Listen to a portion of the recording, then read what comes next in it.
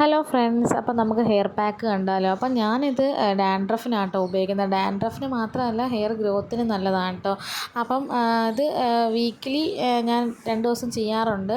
അപ്പം നമുക്കതിന് വേണ്ട എന്തൊക്കെയെന്ന് പറഞ്ഞാൽ 2 നവരയിലയാണ് കേട്ടോ. ആദ്യം പനിക്കുറുക്ക എന്നൊക്കെ പറഞ്ഞാൽ 2 നവരയില, പിന്നെ ഒരു കുഞ്ഞ് സവാള, അത് കഴിഞ്ഞിട്ട് പിന്നെ കറ്റാർവാഴ നമ്മൾ നല്ല കുറച്ച് ചെറിയ ചെറിയ കഷ്ണങ്ങളാക്കി അരിഞ്ഞെടുത്തതാണ്.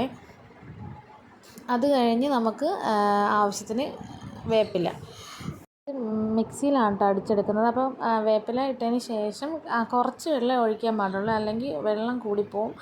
അപ്പോൾ കുറച്ച് വെള്ളം ഒഴിച്ച് നമുക്ക് നന്നായിട്ട് മിക്സിയിൽ അടിച്ചെടുക്കാം. ആദ്യം നമ്മൾ കുറച്ച് അടിച്ചെടുത്തതിന് ശേഷമാണ് കേട്ടോ കുറച്ച് ഉലുവപ്പൊടി ചേർത്ത് കൊടുക്കുന്നത്. ഉലുവപ്പൊടി ചേർത്തതിന് ശേഷം ഞാൻ 1 ടീസ്പൂണാണ് കേട്ടോ ഇടുന്നത്. ചേർത്ത് കൊടുത്തതിന് ശേഷം ഒന്നും കൂടി നന്നായിട്ട് മിക്സിയിൽ നന്നായിട്ട് അടിച്ചെടുക്കണം കേട്ടോ.